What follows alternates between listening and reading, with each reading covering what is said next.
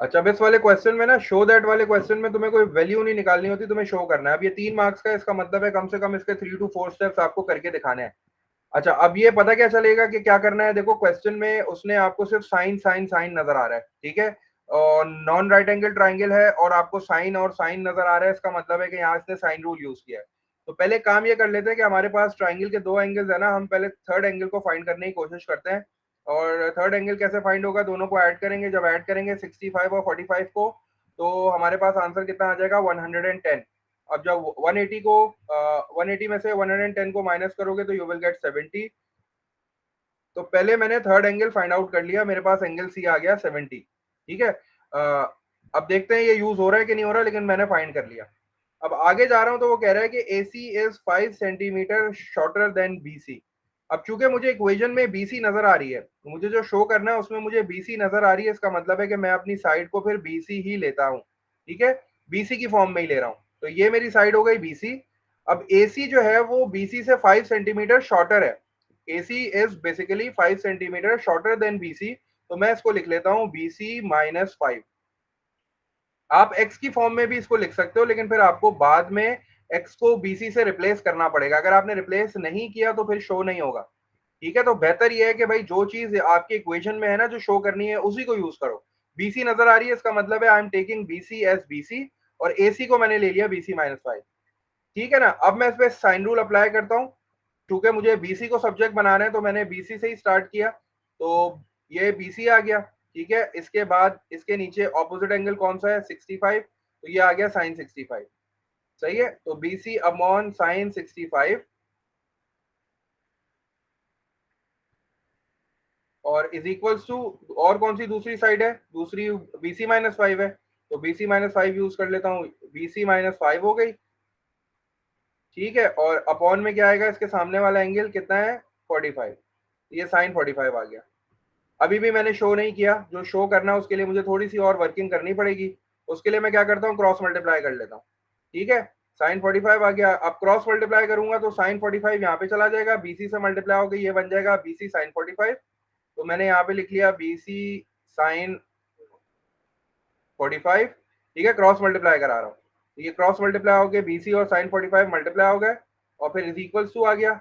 अब यहाँ पे है साइन 65 और यहाँ पे है BC माइनस 5। ये बेसिकली BC माइनस 5 दो टर्म्स है, BC भी है और माइनस 5 भी है। तो अब जब साइन 65 इस साइड पे आएगा तो it will be multiplied with both, ये दोनों से मल्टीप्लाई होगा। तो जब साइन 65 BC से मल्टीप्लाई होगा तो मेरा आंसर क्या आ जाएगा, BC साइन 65, ठीक है। और फिर जब ये -5 से मल्टीप्लाई होगा तो ये क्या हो जाएगा, -565। तो -5 साइन 65। मुझे बताओ इस वाले स्टेप में कोई प्रॉब्लम। ये मैंने क्रॉस मल्टीप्लाई करके जो है ना उनको मल्टीप्लाई करा दिया। तो यहाँ पे था साइन 45, जब साइन 45 जाएगा वहां पे तो सिर्फ BC है, वो BC से मल्टीप्लाई हो जाएगा, बन जाएगा BC साइन 45। लेकिन जब ये साइन 65 जाएगा तो ये BC माइनस 5 से मल्टीप्लाई होगा। इसमें बताओ कोई प्रॉब्लम। चलो थोड़ा सा सिंप्लीफाई करें क्योंकि हमें शो करना है। अब मैं क्या करता हूँ सिंप्लीफाई करने के लिए, इसने मेरे पास 5 साइन 65 है पॉजिटिव, तो मैं क्या कर रहा हूँ 5 साइन 65 को इक्वेशन के साइड पे लेके जा रहा हूँ, और ये वाला जो साइन 45 है इसको इक्वेशन के साइड पे लेके आ रहा हूँ, ठीक है। तो ये क्या बन जाएगा, ये इस तरह बन जाएगा, 5 आ जाएगा sine 65, this will be positive क्योंकि वो वहां नेगेटिव था, इधर आके पॉजिटिव हो गया, और इक्वल्स टू BC साइन 65 पहले से मौजूद था तो उसको you have to write it first, उसको पहले लिखना पड़ेगा तुम्हें। तो ये आ गया BC साइन 65,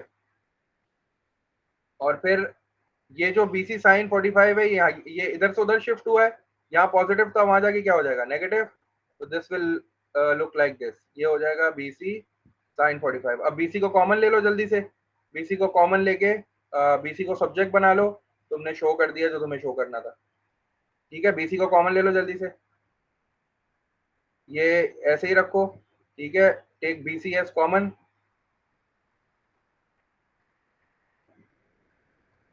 जब आप BC को कॉमन ले लोगे तो ब्रैकेट में क्या आ जाएगा, sine 65 minus sine 45,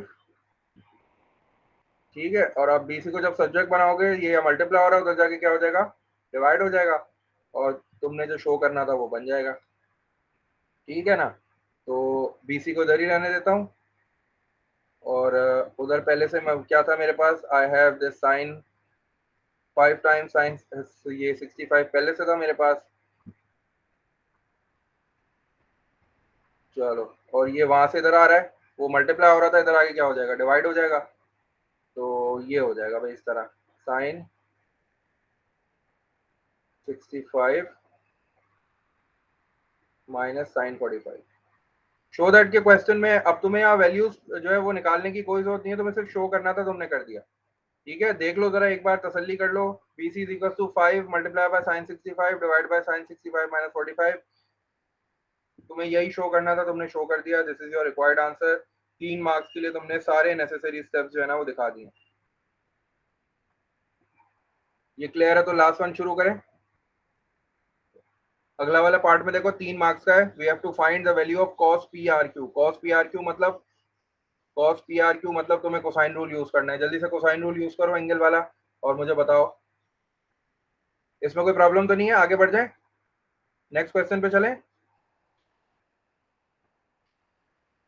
sir AC minus 5 नहीं होगा, नहीं वो कह रहा है shorter than BC।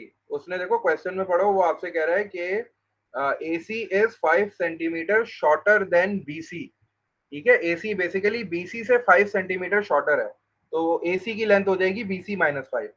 AC is basically 5 centimetre shorter than AC ना, ओ सॉरी शॉर्टर देन BC। तो BC से 5 सेंटीमीटर छोटे की क्या वो बनेगा एक्सप्रेशन, BC माइनस 5।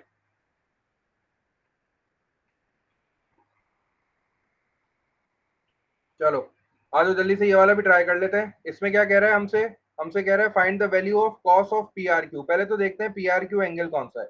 PRQ ये वाला एंगल है, ठीक है। अच्छा, PRQ बेसिकली ये वाला एंगल है, लेकिन उसने मुझे क्या बोला है, I have to find the cos of PRQ। Angle नहीं फाइंड करना, एंगल की कॉस वैल्यू फाइंड करनी है। मुझे एंगल नहीं फाइंड करना, मुझे एंगल की कॉस वैल्यू फाइंड करनी है। अगर तुम एंगल फाइंड कर दोगे तुम्हारे मार्क्स डिडक्ट करेगा वो। इसीलिए देखो उसने यहाँ 3 मार्क्स का दिया है। तुम्हें याद है कोसाइन रूल 4 मार्क्स का होता है। अब उसने यहाँ 3 मार्क्स का दिया है, इसका मतलब है कि उसने आपका एक स्टेप कम करा दिया है। You have to find the value of cos PRQ। तुम्हें एंगल नहीं निकालना, तुम कॉस को वहां ले जाके शिफ्ट नहीं करोगे, तुम्हें सिर्फ वो निकालना है कॉस PRQ। अब चूंकि वो खुद बता रहे हैं कि इस पे कोसाइन रूल लगाना है, क्योंकि कॉस PRQ कह रहा है, तो कॉस PRQ मतलब you have to apply cosine rule. तो अब कोसाइन रूल अप्लाई करने के लिए कौन सा वाला करना है, एंगल वाला। तो एंगल वाले के लिए क्या होता है, you have to start from the angle, angle से स्टार्ट करते हैं।